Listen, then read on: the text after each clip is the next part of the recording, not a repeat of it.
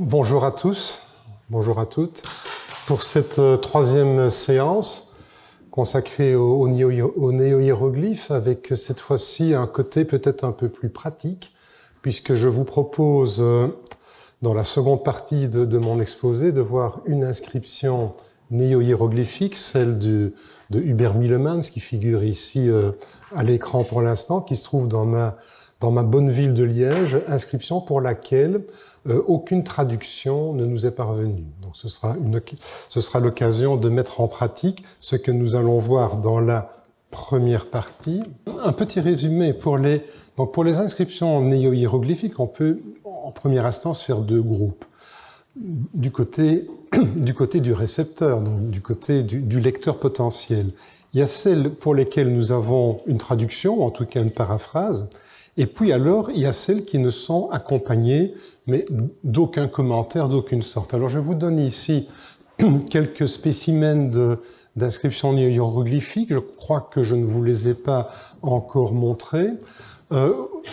Vous remarquerez, et c'est important, le support, les inscriptions néo-hiéroglyphiques, sauf quelques exceptions, sont presque toujours sur des obélisques, pour des raisons que je pourrais détailler un peu plus tard si vous le souhaitez, mais ce n'est pas l'objet ici. Donc, vous avez ici TV, cosmographie universelle, cosmographie du Levant, avec une inscription qui n'est pas autrement commentée dans l'ouvrage. Ça se veut être la même inscription dans deux éditions différentes, mais vous voyez que les hiéroglyphes ne sont pas les mêmes. Vous avez, ceci, je vous le montre simplement pour vous amuser, de Van Heemskerk, les sept merveilles, où il y a, comme vous le voyez, plusieurs obélisques qui sont à l'arrière-plan, mais c'est le seul ici pour lequel il y a des signes. Je ne pense pas que cette inscription ait jamais été la traduction d'un quelconque modèle rédigé dans une langue naturelle. Je pense que c'est plutôt ici des signes qui sont là avec une valeur indexicale, en quelque sorte, pour renvoyer à une certaine image de l'Égypte ancienne. Plus intéressants, en revanche, sont les deux suivants. Alors, le premier, ce sont des cartons qui sont conservés ici à la Bibliothèque nationale de Caron. C'est si vous voulez, une mise en scène de la déploration de la reine Catherine après la mort d'Henri II, et où Catherine est assimilée à la reine Artémise. Et dans ces différents cartons qui font quand même largement appel à l'Égypte, vous avez à un moment donné, en arrière-plan, un obélisque avec une série de signes que vous pouvez voir ici. Gentile, la prédication de Saint Marc à Alexandrie, avec là aussi une inscription difficilement visible parce que sur le tableau, ça n'occupe pas vraiment beaucoup de place. Inscription pour laquelle Dempsey a essayé de proposer une traduction, mais qui a été largement critiquée. C'est un peu une des caractéristiques de ceux qui se lancent dans cet exercice. Et puis alors ici, de Beuckelaar, dans une série de tableaux qui tournent autour de la vie du Christ. Ici, c'est Ecce Homo, et vous voyez la correspondance qu'il y a entre les deux tableaux de TV et le tableau de Beuckelaar. Donc ça, c'est juste pour vous donner une idée de cette production de néo-hiéroglyphes.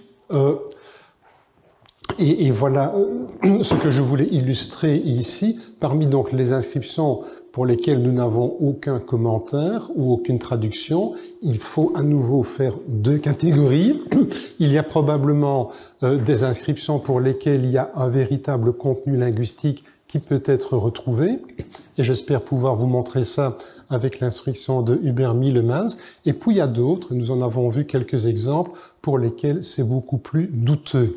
Alors voici un autre exemple qui lui vient d'un tableau de Lambert Lombard, donc l'artiste liégeois que je vous présenterai un peu plus longuement dans un moment. Et sur la base d'un autel, vous voyez sur les deux côtés ici, il y a des inscriptions néo-hiéroglyphiques qui ont été reproduites. Alors, on peut se mettre dans la position de celui qui veut composer une nouvelle inscription néo-hiéroglyphique. Après tout, si l'envie vous en prenait, il n'est pas mauvais que vous ayez aussi le mode d'emploi, mais le plus vraisemblable est que vous soyez plutôt dans la position du lecteur et que vous vouliez déchiffrer une inscription néo-hiéroglyphique. Alors, comment s'y prend-on? Comment fait-on? Je vais plutôt me mettre ici dans la peau de celui qui veut composer une nouvelle inscription. On peut rechercher des modèles. Alors, le modèle le plus connu, celui qui s'est imposé assez naturellement, c'est l'Hypnérotomachie à Polyphilippe. Je rappelle, première édition 1499, puisque là, vous avez un certain nombre d'inscriptions, des iconogrammes aussi, et pour lesquels, systématiquement, l'auteur vous propose une traduction assez fidèle, puisque vous pouvez faire vraiment une correspondance signe à signe, mot à mot. Donc il s'agit vraiment d'une traduction. Il y a quelques glossaires, par exemple celui d'Alberici, dont je vous ai déjà parlé, on est en 1507 à Londres, mais bon, apparemment il n'a été conservé qu'à l'état de manuscrit, je ne pense pas qu'il ait eu une véritable diffusion. Il y a les recueils d'emblèmes aussi qui peuvent donner des idées, mais les recueils d'emblèmes, on est déjà un petit peu plus tard, on est plutôt dans le second quart du XVIe siècle et plutôt au mi-temps du XVIe siècle. Il y a alors les éditions successives des Hieroglyphica avec des illustrations. Vous avez alors la littérature antique, c'est-à-dire les auteurs anciens qui ont incidemment parlé des hiéroglyphes, c'est-à-dire toujours à peu près selon le même canevas, qui est d'ailleurs celui des Hieroglyphica. Quand les Égyptiens veulent exprimer telle idée, ils dessinent telle chose, et en général, on vous dit pourquoi. Et la raison qui est donnée est généralement une raison qui est soit tirée de caractère naturel, zoologique, ou bien des raisons plutôt de nature symbolique. Et puis, un peu plus tard, il y aura, entre guillemets, la Bible de l'expression symbolique, le dictionnaire de Piero Valeriano. Mais surtout, et c'est pour ça que je l'ai isolé en rouge, il y a une énorme place pour la créativité. Et donc, ce qui veut dire que à chaque fois que vous essayez à déchiffrer une de ces inscriptions, rien n'est jamais vraiment codifié et ça peut réellement être compliqué. Mais quoi qu'il en soit, si vous voulez pratiquement essayer de faire quelque chose, il faut pouvoir, puisque les néo-hiéroglyphes, c'est, je vous l'avais dit, à la fois une écriture, mais une langue aussi, d'une certaine manière, il vous faut un catalogue de signes. Il vous faut alors un lexique où vous associez un signe et une signification, si vous voulez un signifiant et un signifié. Et puis, idéalement, il faudrait quand même quelques règles de morphologie et de syntaxe, parce que si vous tapez comme ça les signes et les mots au hasard, pour avoir alors après un sens interprétable, ça devient compliqué. Alors, je vais passer maintenant en revue quelques caractéristiques formelles des néo-hiéroglyphes, parce que je crois que ça pourrait être utile, et les quelques égyptologues qui sont dans la salle pourront, je crois, peut-être aussi faire certains rapprochements avec ce qui se passe en Égypte ancienne. Alors, il y a des variantes parfois que l'on voit dans les inscriptions, et ces variantes, elles peuvent être significatives ou au contraire, elles peuvent être dénuées de toute signification, du moins à portée sémantique. Alors, le premier exemple que je vous donne, c'est tout simplement deux éditions différentes du même texte. Vous voyez que le vase, ici, le deuxième signe avec un bec verseur, est incliné dans l'édition Princeps, donc en tout cas dans la version vénitienne, mais que dans l'édition parisienne de Kerver, le vase est au contraire droit. Si vous regardez l'écriture égyptienne, ce genre de variation peut être significatif. Il n'est pas toujours, mais il peut être significatif. Généralement, dans les inscriptions néo-hiéroglyphiques, ça ne l'est pas, sauf que vous avez parfois aussi des variantes qui sont significatives. Ici, dans la représentation du cosmos, vous avez la représentation qui est la plus traditionnelle, que l'on trouve à peu près partout, c'est-à-dire pour la partie inférieure, la Terre, et puis vous avez le Soleil et la Lune.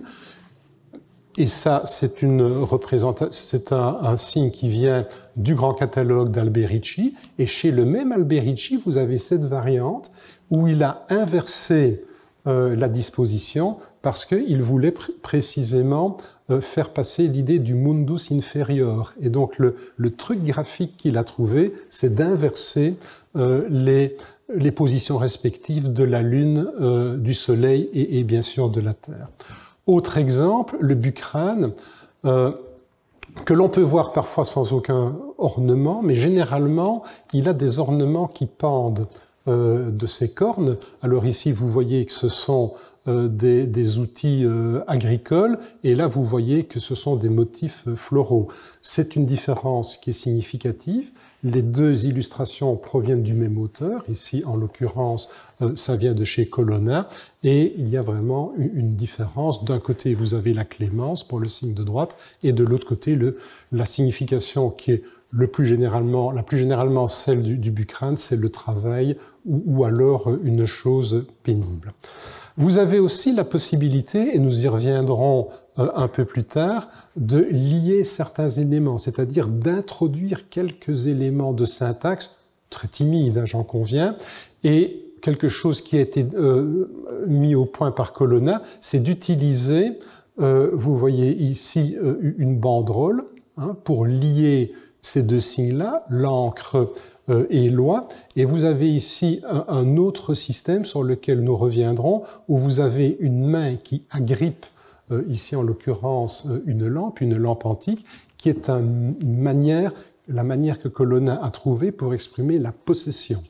Et donc nous reviendrons là-dessus quand nous ferons un petit peu de syntaxe néo-hiéroglyphique. Il y a aussi certains systèmes qui ont été développés, et ça dira quelque chose aux égyptologues, la répétition d'un signe pour exprimer la pluralité, si ce n'est que dans les langues occidentales modernes, et même pour le latin classique, le duel n'étant plus qu'un vestige, le pluriel commence à 2 et non pas à 3 comme en Égypte. Donc le redoublement ici de l'ibis, le redoublement ici du fil à plomb sont des manières d'exprimer le pluriel. Là aussi, nous y reviendrons. Quelque chose de plus subtil est aussi d'inclure un signe dans un autre. Et voici ici un très bel exemple qui se trouve dans la première inscription de l'Hypnerotomaquia, où vous avez un autel pour faire des sacrifices, un autel enflammé, et à l'intérieur de l'autel, vous avez un œil ici, et un vautour qui lui fait face. La traduction qui est donnée par Colonna lui-même, ou plutôt par le héros Polyphile, est « sacrifie au dieu de nature »,« sacrifica deo naturae ». Et donc vous avez ici l'autel qui représente l'acte de sacrifier. Vous devez comprendre, j'y viendrai dans un moment, que c'est un verbe. Ça aurait pu être un substantif ou un adjectif, mais ça, ce n'est pas donné.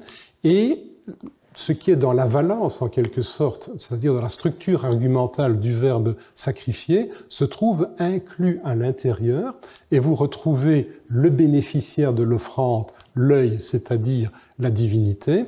Et puis il faut comprendre, peut-être parce que les deux signes se font face, qu'il y a une relation de dépendance entre les deux, puisque le vautour symbolise ici la nature, c'est une correspondance que l'on connaît, et il faut donc comprendre qu'il s'agit du Dieu de nature. Si on n'avait pas la traduction, on aurait pu imaginer un autre type d'interprétation, mais voilà ce qui a été imaginé. Vous retrouvez ici, et là aussi je reviendrai dans un moment, l'œil cette fois-ci qui se trouve inclus dans une semelle pour véhiculer l'idée de soumission à Dieu. Ça aurait pu être la soumission de Dieu, mais théologiquement, c'est un peu moins acceptable. Et donc là aussi, je pense que le contexte est assez clair. Ou bien ici, vous avez une branche d'olivier qui se trouve à l'intérieur d'un vase, et à nouveau, il y a une relation syntaxique, une relation sémantique, mais c'est au lecteur à la trouver, elle n'est pas donnée. Vous pouvez avoir des signes complexes, parfois même très complexes, comme ici, nous sommes à nouveau chez Alberici, vous avez une épée, et dans cette épée, vous avez ici une balance, et puis vous avez ici une couronne, le tout étant simplement glosé par justice.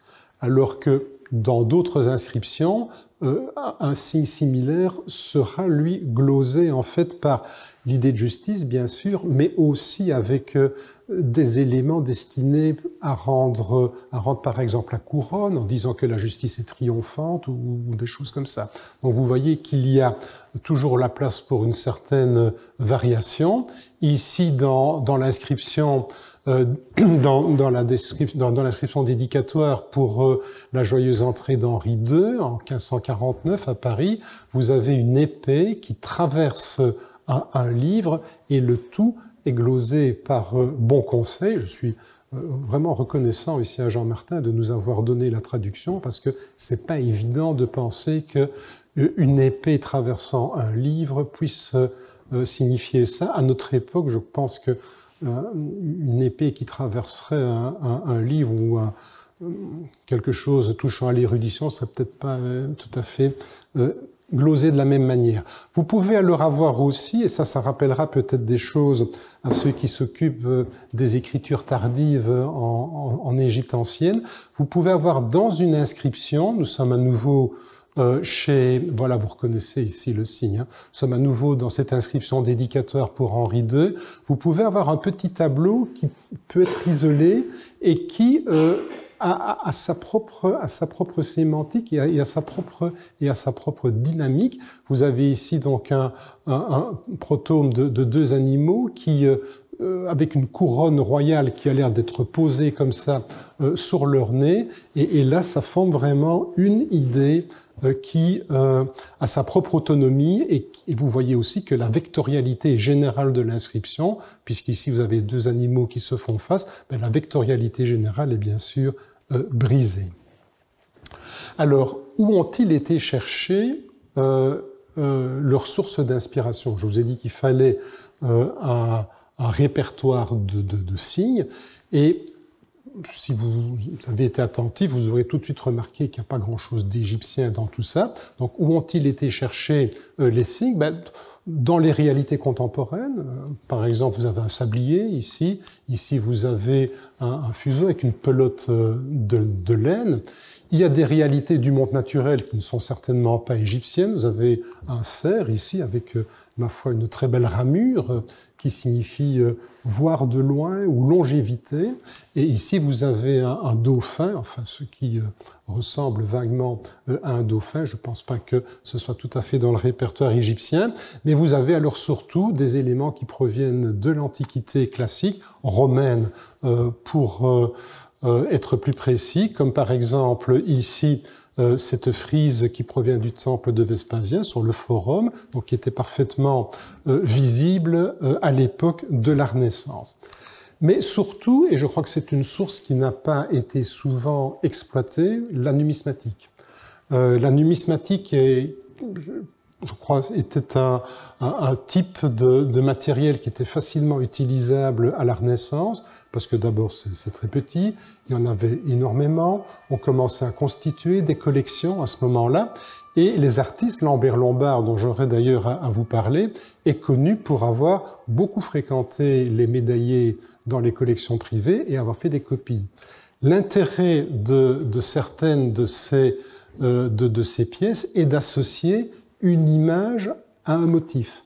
Donc par exemple, quand vous voyez, je ne sais pas si je vous en ai mis un exemple ici, oui voilà, le premier, quand vous avez deux mains qui se serrent et que vous avez alors la légende Concordia ou Pax, c'est assez facile alors de dire, ben voilà, quand je veux véhiculer l'idée de paix ou l'idée de concorde, ben il suffit alors de dessiner le symbole correspondant. Et vous pouvez faire l'exercice à peu près pour tous les types monétaires qui sont ici à l'écran. Ben, si la corne d'abondance est bien connue. Et puis vous retrouvez ici les deux types dont nous avons traité la fois dernière, l'encre au dauphin et le crabe et le papillon.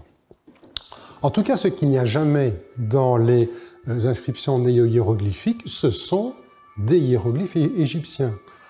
Comme je l'ai rappelé, je crois, lors de la première séance, au XVIe siècle, il y a un petit peu d'artefacts qui sont disponibles, mais au XVe siècle, il n'y a vraiment pas grand-chose. Donc au XVe siècle, ce qui est le plus connu, ce sont finalement les sphinx de Nectanebo, pour lesquels on a déjà des copies. Donc ceci, c'est une copie qui date de 1487 environ. Mais les monuments les plus importants, comme les obélisques, vous savez que les obélisques ont été pour la première fois redressés par Sixte Quint. Donc on est vraiment très très loin. On est en 1580. 2, 4, 5, 6, enfin, sur une période de 4-5 ans, 4 obélisques ont été redressés, le premier d'entre eux étant un peu inutile, puisque c'est celui du Vatican qui est complètement anépigraphe. Et puis alors, vous avez, mais là il faut attendre un peu plus longtemps, quelques recueils alors qui ont paru, comme ici celui de Elward von Hohenburg, mais là on est en 1610, hein, on est déjà beaucoup plus tard. Donc les véritables hiéroglyphes égyptiens, vous n'en trouverez pas dans les inscriptions néo-hiéroglyphiques. Même de loin, ça ne les a pas vraiment inspirés. Donc, quand on aborde maintenant la sémantique, supposons qu'on ait pu, on verra les difficultés tout à l'heure, qu'on ait pu identifier un signe pour ce qu'il représente réellement. Après, il faut essayer de trouver une signification. Alors, un signe peut avoir une seule valeur. Mais finalement, ce n'est pas généralement le cas le plus fréquent. Un signe peut avoir plusieurs valeurs, c'est assez fréquent. Je prends par exemple le chien, qui peut exprimer aussi bien l'amitié, la vigilance, le fait d'être attentif, le gardien de quelque chose, mais aussi le respect. Et inversement, une seule valeur sémantique peut être exprimée par plusieurs néo-hiéroglyphes différents. Par exemple, l'idée de roi ou de royauté peut être symbolisée, et vous verrez, vous n'avez aucun problème évidemment de voir les raisons qui poussent à cela, par un aigle, par une couronne, par une épée, ou là, peut-être une allusion un peu plus discrète à l'Égypte, avec un cobra. Mais donc vous voyez que quand on doit déchiffrer une inscription, on a en fait une relation de plusieurs à plusieurs. Et pour peu que l'inscription fasse 15-20 signes, ben le nombre de possibilités, évidemment, augmente de façon exponentielle. Alors, toujours dans le domaine de la sémantique, quand on essaye de voir comment on arrive à la signification d'un signe, à nouveau, là, je me tourne vers les égyptologues, on peut avoir des signes qui ont une valeur un peu logogrammatique, si vous voulez, c'est-à-dire que le signe, il y a une relation directe entre le signifiant et le signifié. Mais c'est relativement rare. Je vous en donne un exemple ici. Et si vous avez été attentif, quand on a vu les types monétaires, il y avait notamment le type du temple qui était là, et c'est exactement ce dessin-là. Ben, dans ce cas-ci, temple signifie temple. Voilà. Mais en général, ce n'est pas le plus fréquent. Vous avez le plus souvent une relation de contiguïté, c'est-à-dire que ça peut être des relations de l'ordre de la métonymie ou de la synecdoque, et ce qui est intéressant, on peut faire une petite classification en fonction des rôles sémantiques. Donc le signe peut par exemple exprimer l'agent d'une action, donc le feu, le signe du feu, pourra exprimer l'action de consumer, pourrait faire aussi les liens avec le système hiéroglyphique.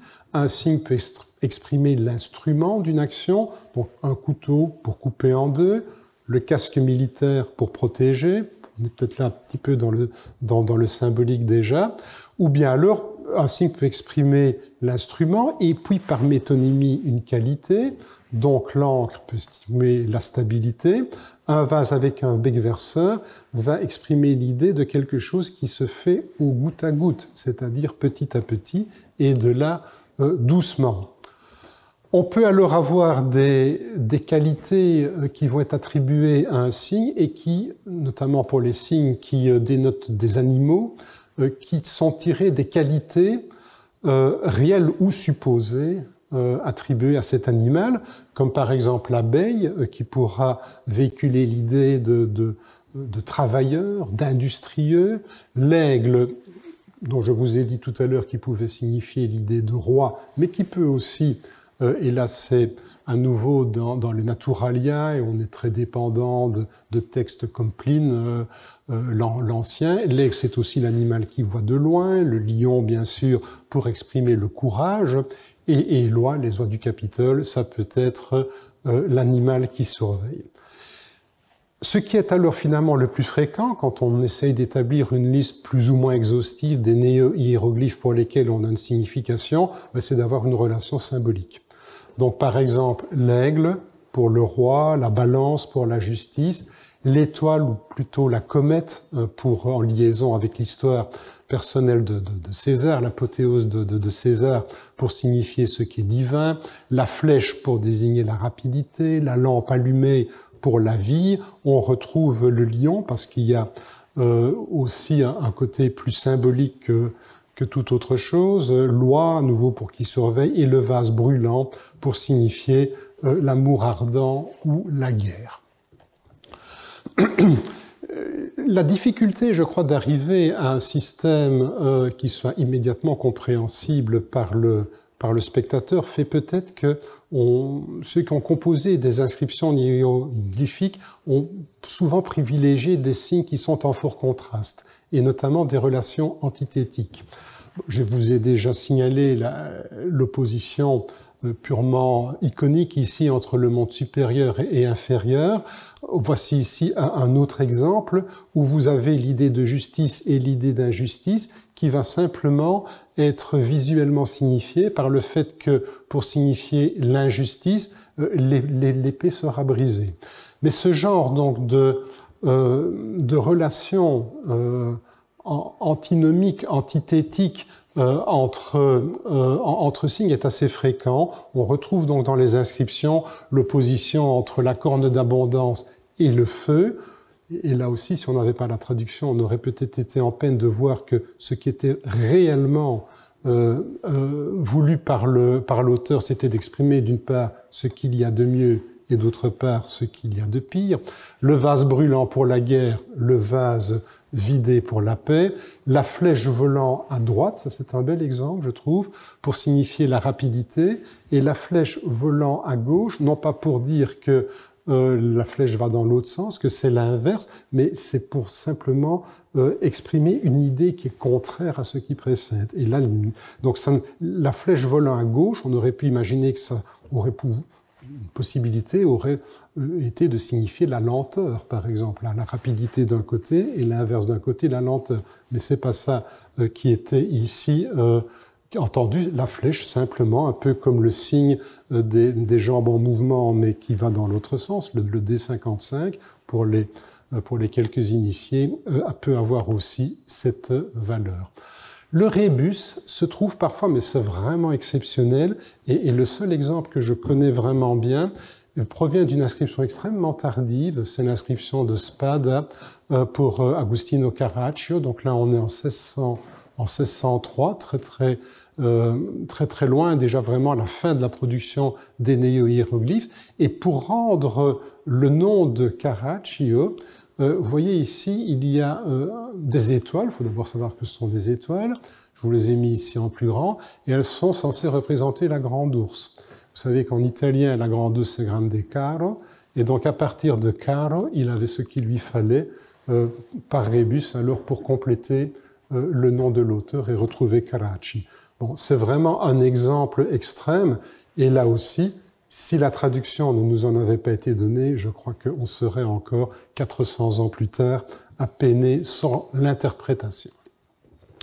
Alors passons maintenant à ce qui relève plus de la morphologie, de la syntaxe, de la rhétorique aussi. Je vous rends la première inscription de Polyphile dans l'édition vénitienne, donc d'Aldo Manucci. Vous en avez ici la traduction latine, ou plutôt le modèle latin. En fait, c'est l'inscription hiéroglyphique qui est la traduction de ceci, même si Polyphile le présente autrement. Et puis vous avez ici la version française dans l'édition de Kerver. Alors, comme vous le voyez, les signes se suivent, il n'y a pas de blanc typographique, tout est parfaitement orthonomé dans le cadre, il n'y a aucun moyen de découper quoi que ce soit. Vous voyez, pas moyen de savoir s'il y a une proposition, plusieurs propositions, et si on a plusieurs, où il faut couper. Alors, si on regarde maintenant d'un peu plus près la première phrase, vous voyez qu'il y a dans la traduction deux propositions, et la segmentation passe ici, mais comme je vous le disais, elle n'est pas donnée. Si maintenant vous vous intéressez à l'ordre des mots, Je vous ai numéroté ici en rouge pour la première séquence, en bleu pour la seconde, les différents, vous avez les différents signes, et vous avez ici l'ordre dans lequel cela apparaît dans la version latine, et le même exercice ici dans la version française. On peut discuter de tout cela un peu plus tard. Il y a ce cas particulier dont j'ai déjà parlé, qui brise un peu la séquence, mais on voit bien, et c'est très important de connaître quelle est la langue de référence. Et on voit bien qu'en fait, la langue de référence ici est le latin et non pas le français. Ensuite, autre difficulté, et non des moindres, une fois qu'on a plus ou moins réussi à trouver que le bucrane dont pendent ici des instruments agricoles est lié à l'idée de travail, de labeur, encore faut-il savoir si, en l'espèce, ici, on a affaire à un substantif, à un adjectif, à un verbe, à un adverbe, ou que sais-je encore. Et vous avez donc ici je fais l'exercice pour vous, donc le bucrane ici c'est un substantif, l'autel enflammé c'est un verbe, l'œil correspond dans la traduction à un substantif, et ainsi de suite. Et vous avez même ici, avec le plat rond, qui est traduit par libéralitaire ici dans la version latine, vous avez même un adverbe. Rien de tout cela, évidemment, ne vous est donné. Donc la catégorisation des signes, lorsque vous devez passer alors dans une langue naturelle, tout ça doit être refait par le traducteur. Ensuite, les rapports syntaxiques alors entre les différents éléments doivent le plus souvent à nouveau être devinés. Je reprends le tout premier signe ici. On est content de deviner que c'est un substantif, donc labor. Mais si vous regardez la traduction, c'est ex labore. Ça ne vous est pas donné non plus. Il faut là aussi pouvoir retrouver par une analyse argumentale quelle pourrait bien être la fonction de ce signe dans la phrase. Alors on peut, et j'y ai déjà fait allusion, on peut exploiter certaines possibilités graphiques. Il n'y en a pas tant que ça. Donc j'ai déjà parlé de l'inclusion, je ne vais pas trop m'y attarder. Ce qui est important, c'est, je pense, la valence.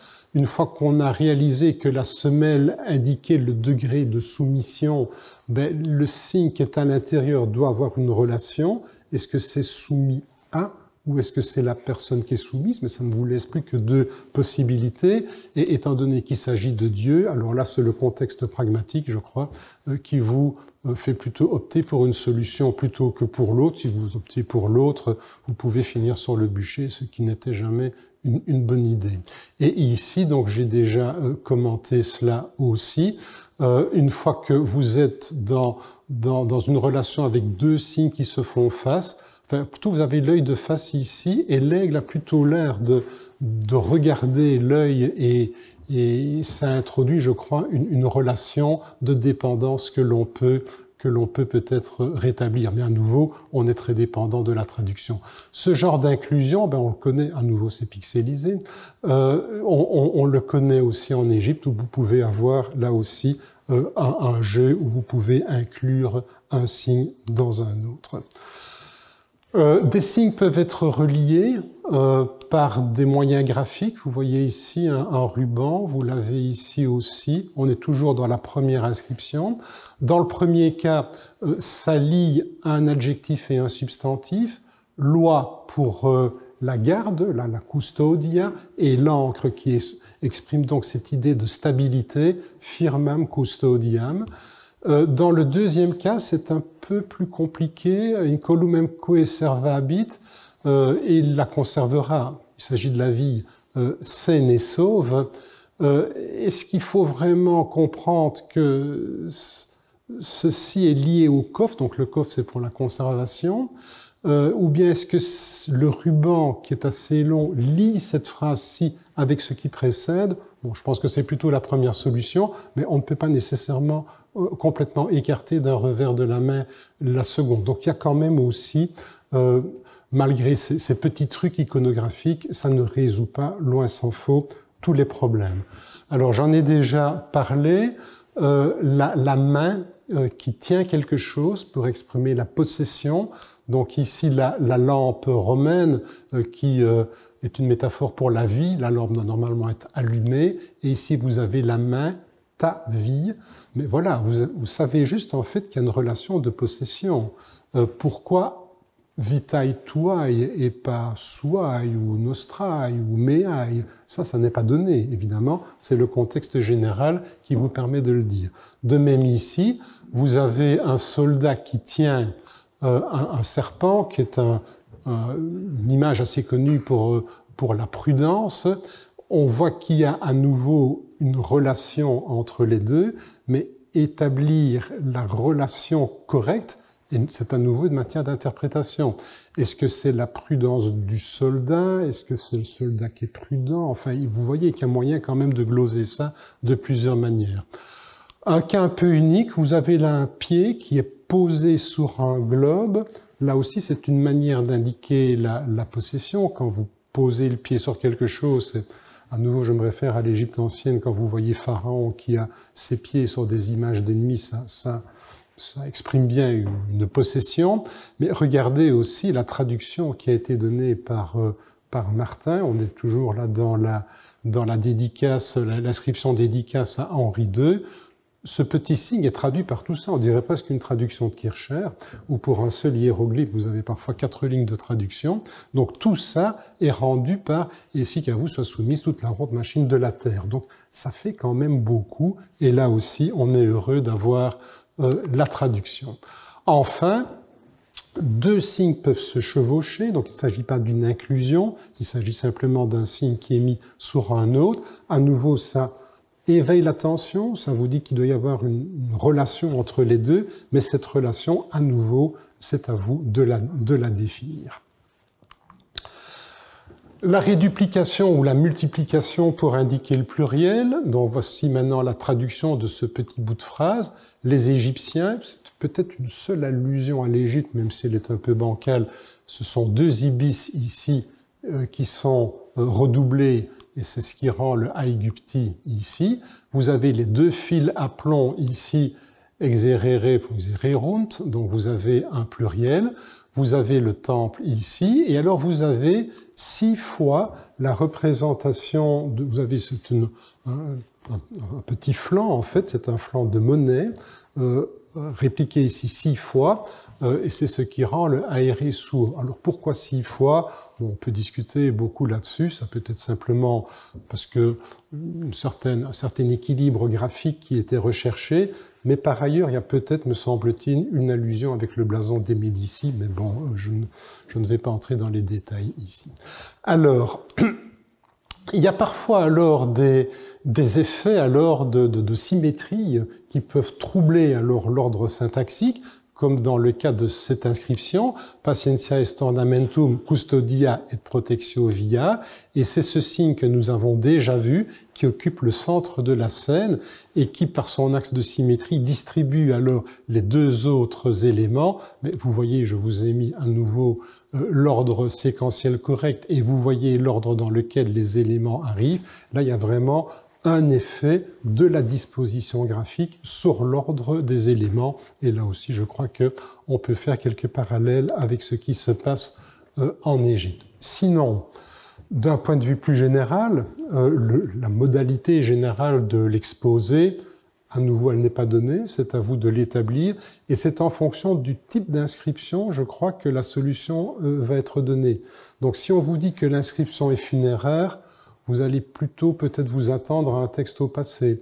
Si on vous dit que l'inscription est une glorification d'un personnage vivant, ben peut-être une liste d'épithètes au présent. Donc c'est vraiment la pragmatique générale qui va vous orienter. 2 exemples à nouveau. Ici, vous avez, on vient de le voir, un passé. Ici, vous avez un impératif.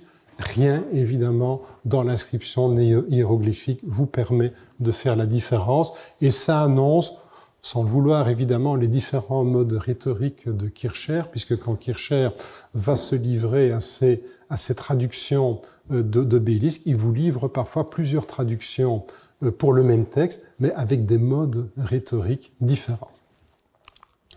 Alors j'en viens maintenant au monument de Hubert Mielemans, et avec un petit détour peut-être par Lambert Lombard. Alors, Hubert Mielemans, je vous le présente très brièvement. Non, c'est pas grand-chose finalement. Voilà sa carte d'identité. Il est tonsuré en 1522. Il est receveur général du prince-évêque de Liège. C'était à l'époque Georges d'Autriche.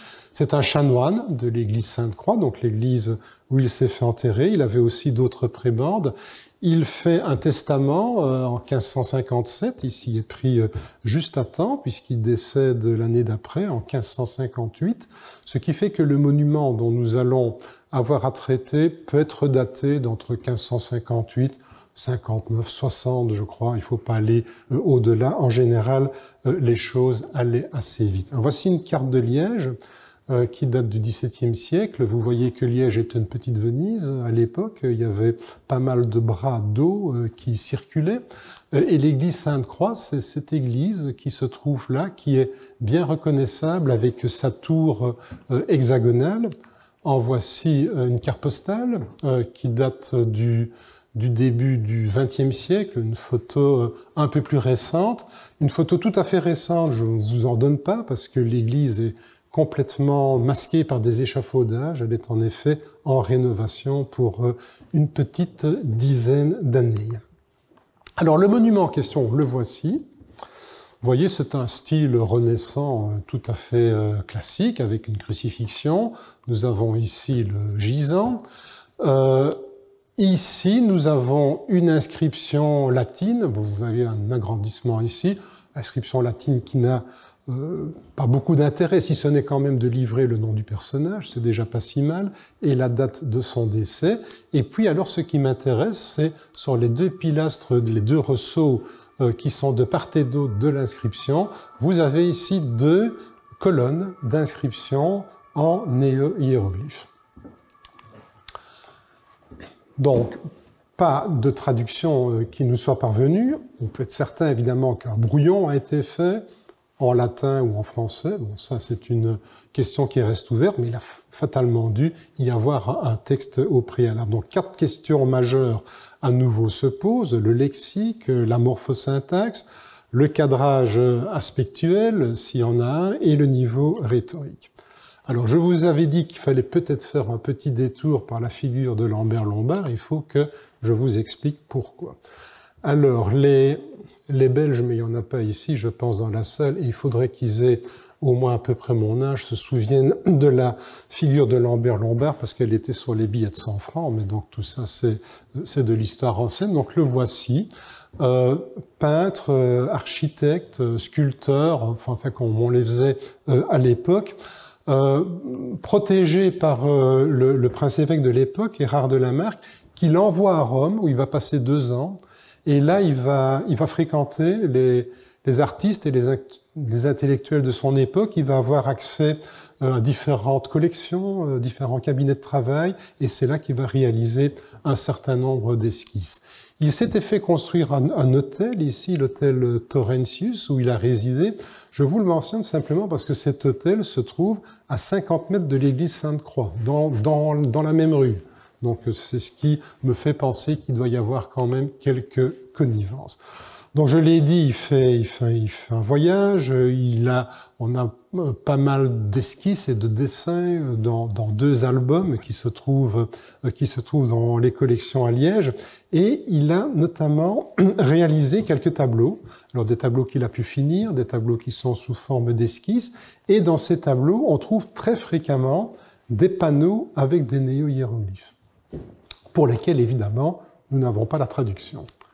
Alors, on va d'abord commencer par les quelques petites esquisses qu'il a faites. Ce sont de tout petits dessins, hein, c'est tout petit, hein, ça fait quelques centimètres seulement de haut. Et vous voyez qu'ici, donc, je n'ai pas le temps de la commenter, mais vous avez une composition de ce que j'appelle donc ici un iconogramme, et pour lequel vous avez la signification, alors traduction ou paraphrase, ça dépend les cas, qui est donnée en italien. C'est en effet quelque chose qu'on connaît avec la figure de Lambert Lombard. Il maîtrisait assez mal le latin et donc préfère en général l'italien. Donc voici un autre dessin. Alors là, il ne s'agit pas d'une composition, il s'agit plutôt d'une sorte de glossaire ou de lexique, où vous voyez donc un certain nombre de dessins. Ça peut être des animaux, ça peut être des objets, ça peut être aussi de temps en temps des êtres humains. Et pour certains d'entre eux, vous avez quelques indications qui ont été données par Lombard, soit pour identifier le signe, soit pour en donner la signification. Donc tout ça se trouve dans l'album d'Arenberg qui est conservé au Musée des Beaux-Arts de Liège. Plus intéressant peut-être pour notre propos est celui-ci, à nouveau une composition, un iconogramme. Alors c'est intéressant parce que vous avez la signification générale, breve e veloce la vita dei grandi, et vous avez alors l'identification signe par signe des différents éléments de la composition. Si ce n'est le lion qui n'est pas glosé, mais pour le dauphin, vous avez festina ici, pour la quenouille, vous avez atropos, ici vous avez trunca il filo, et vous avez instabile pour la roue. Maintenant, si vous essayez de retrouver ces éléments-là dans la tradition du dessus, c'est pas tout à fait ça. Mais à nouveau, je n'ai pas le temps d'entrer dans les détails ici.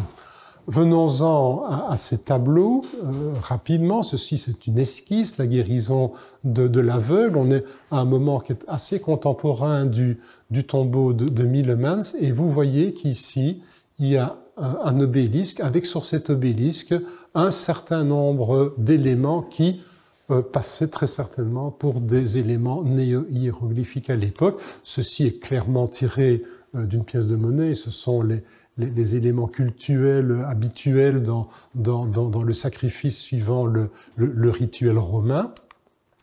Autre exemple ici, le Christ et la Samaritaine.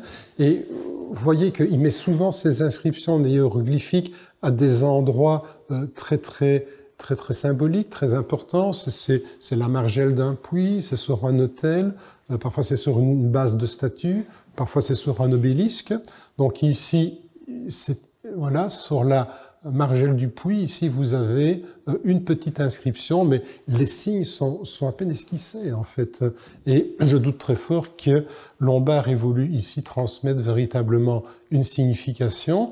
Une autre esquisse qui se trouve à Windsor, à nouveau sur la base d'un puits, et vous retrouvez ici un certain nombre de signes. Et si on est vraiment attentif et qu'on regarde tous les tableaux de Lombard, on voit que c'est souvent les mêmes signes qui sont convoqués. J'attire votre attention de le retrouver sur le bras ici qui tient quelque chose. On dirait presque le D40 du signe hiéroglyphique, mais évidemment c'est pas ça. Vous retrouvez la semelle ici, vous voyez avec l'œil. Ici vous avez l'encre. Et donc je reprends ce tableau que je vous ai déjà montré, l'offrande de Joachim repoussé, où vous avez donc des signes hiéroglyphiques de part et d'autre. Et regardez ici la première ligne, c'est vraiment une séquence qui est plus ou moins tirée de Colonna. Mais si vous essayez, alors après, vous retrouvez le bras ici qui repousse. Si vous essayez après de faire un sens avec ce qui suit, enfin, je vous souhaite bonne chance, moi je n'y suis pas arrivé en tout cas.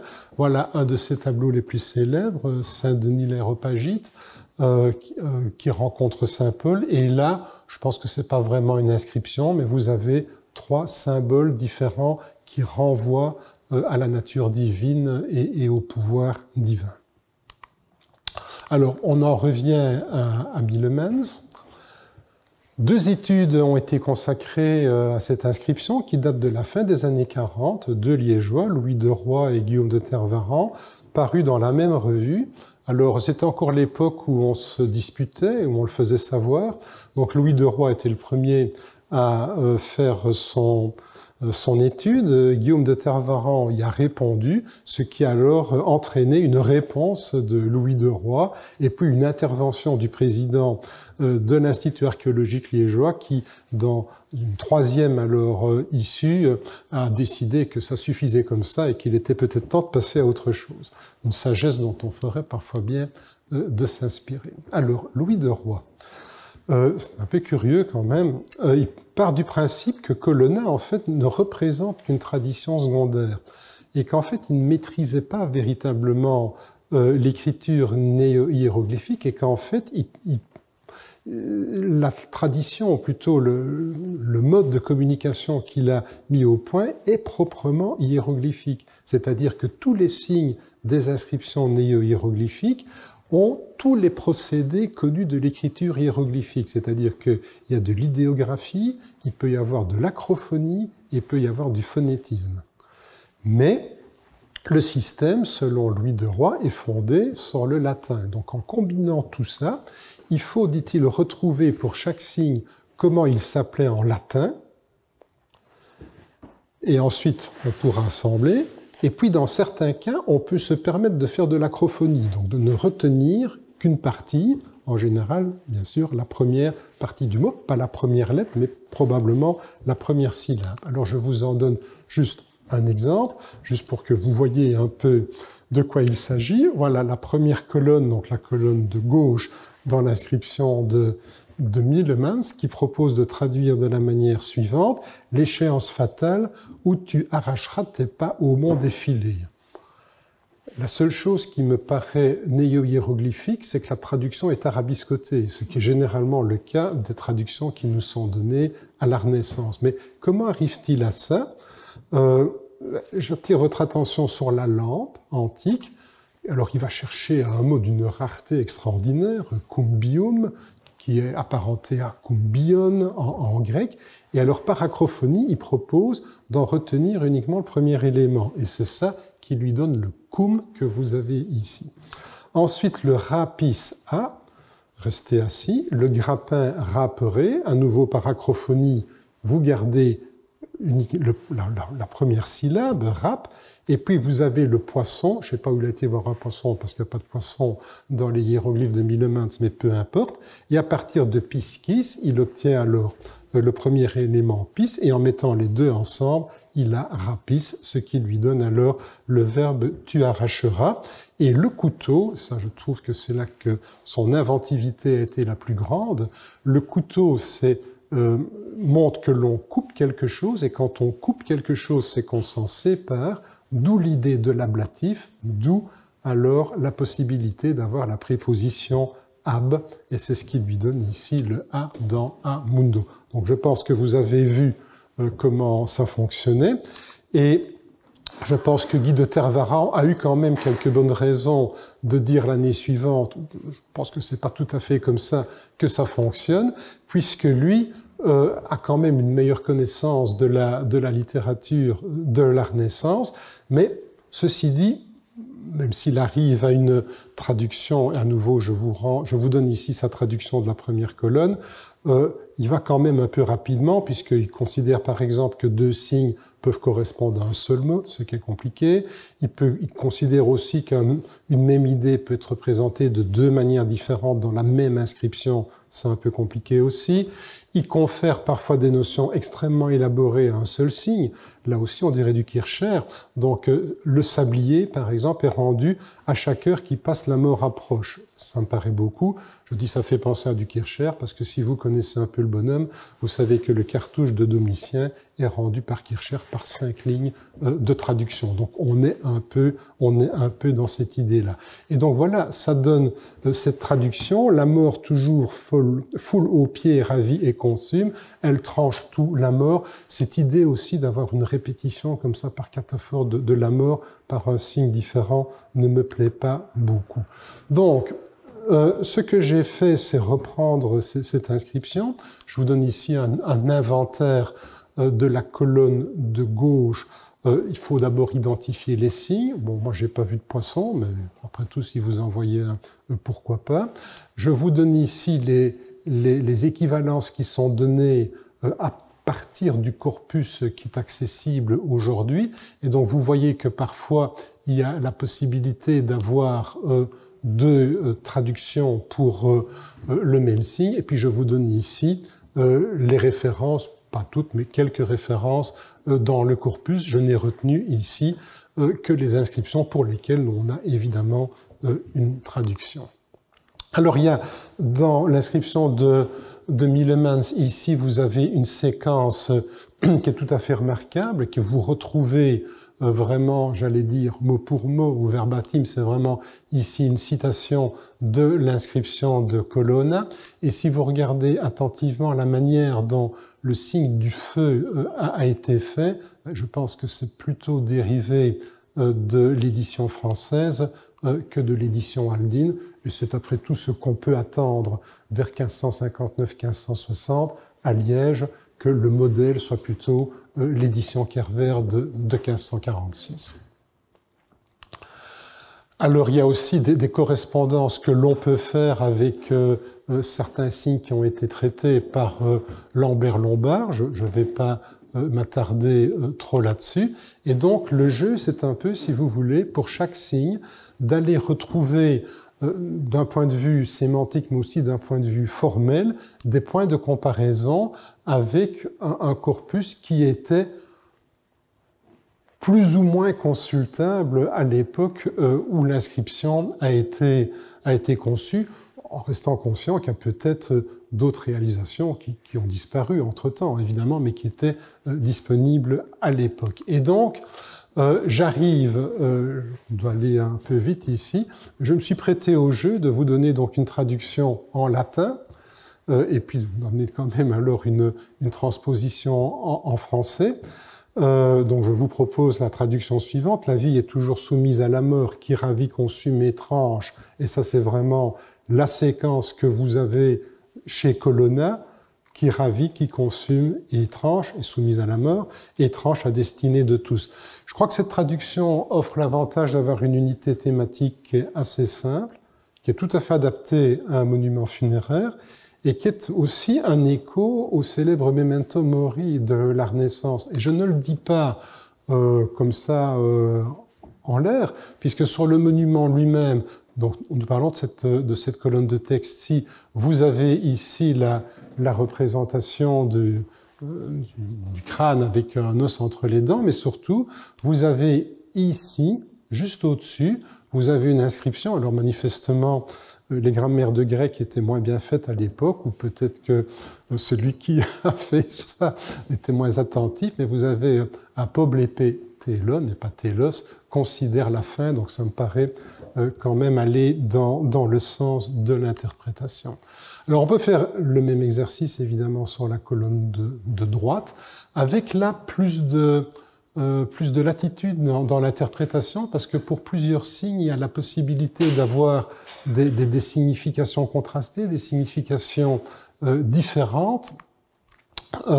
Donc, il y a des signes qui ont plusieurs significations, je vous l'ai dit, le chien, amitié ou sauvegarde, le bucrane, travail ou patience, c'est pas la même chose.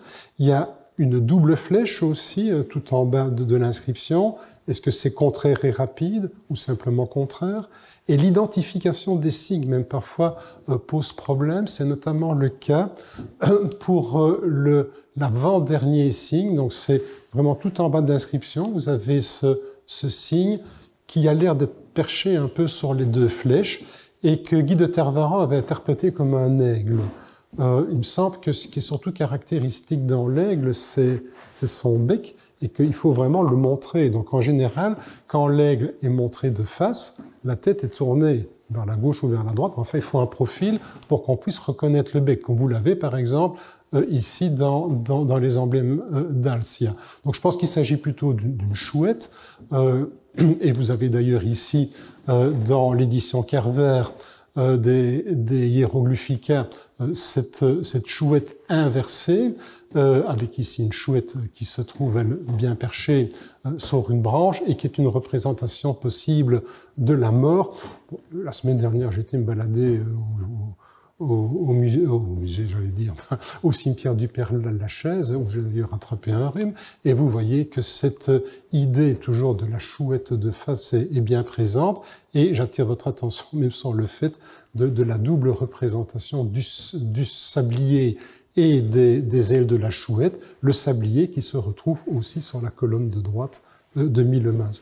Ça ne veut pas dire qu'il y a évidemment une interaction ou une liaison entre les deux. Voici le sablier qui se trouve ici. Voici le pseudo-aigle que je préfère réinterpréter en chouette. Et vous remarquez que ici, il n'y a pas de, j'allais dire, de blanc typographique, pas de séparation. La chouette est vraiment ici posée sur la flèche. Alors, à nouveau, le même exercice que tout à l'heure. Essayez d'aller retrouver les points de comparaison. Ici, je relève, parce que c'est très connu, la grue qui tient une pierre dans une de ses pattes pour indiquer la vigilance, puisque, vous savez, c'est expliqué dans les livres d'emblèmes notamment, l'idée était que si l'animal s'endormait ou devenait distrait, elle lâchait la pierre était censée lui tomber sur l'autre patte, et c'était donc censé la réveiller. Je crois qu'on aurait pu faire l'expérience plusieurs fois avant que ça ne se produise. Il y avait du temps. Le sablier, lui, est bien connu, notamment dans ce célèbre dessin de Dürer, pour une édition des Hieroglyphica qui n'a jamais paru, mais le dessin est conservé à Vienne. Mais on retrouve des représentations similaires dans les éditions imprimées des Hieroglyphica. Et donc, je vous propose, mais avec peut-être un peu plus de précaution, la traduction suivante: illumine le monde par une surgarde et par le travail, gouverne ta vie de manière libérale, à l'opposé de la mort, avec noblesse et prévoyance, heure après heure, le heure après heure étant le sablier. Et donc, cette traduction, me semble-t-il, et je vais en terminer par là, me semble suggérer une sorte de balancement ou d'équilibre entre les deux inscriptions, et ça rappelle, je crois, des procédés rhétoriques pour lesquels on peut donner des parallèles. Vous avez ici, à gauche, un rappel de la mort qui est inéluctable, une inéluctabilité de la mort qui, quel que soit votre statut, quels que soient les honneurs que vous avez pu avoir de votre vivant, elle s'impose à tous. Et puis vous avez alors à droite une toute autre modalité, c'est un appel à la rectitude morale. Et je vous signale simplement que cet appel à la rectitude morale, on le trouve précisément dans d'autres inscriptions néo-hiéroglyphiques, comme par exemple dans la toute première traduction, dans la toute première inscription du Polyphile, dont on a vu que l'auteur s'était inspiré, puisque vous avez ici un groupe de 4 signes qui est là. Sacrifie libéralement de ton labeur au Dieu de nature, peu à peu tu réduiras ton esprit en la soumission, en la subjection de Dieu, qui par sa miséricorde fera surgarde de ta vie, et en la gouvernant, la conservera sain et sauve, ou, comme on le voit aussi dans une inscription d'Alberici, c'est un appel à se comporter, à se gouverner, comme il dit, te gubernes, de manière prudente, prudent évidemment dans le sens de la Renaissance, dans le monde. Donc je crois que c'est un écho peut-être que l'on peut avoir de cette double face de la même réalité, en quelque sorte, le rappel de l'inéluctabilité de la mort et donc du jugement qui viendra derrière, et un appel alors au cours de sa vie à se comporter de manière honnête et prudente.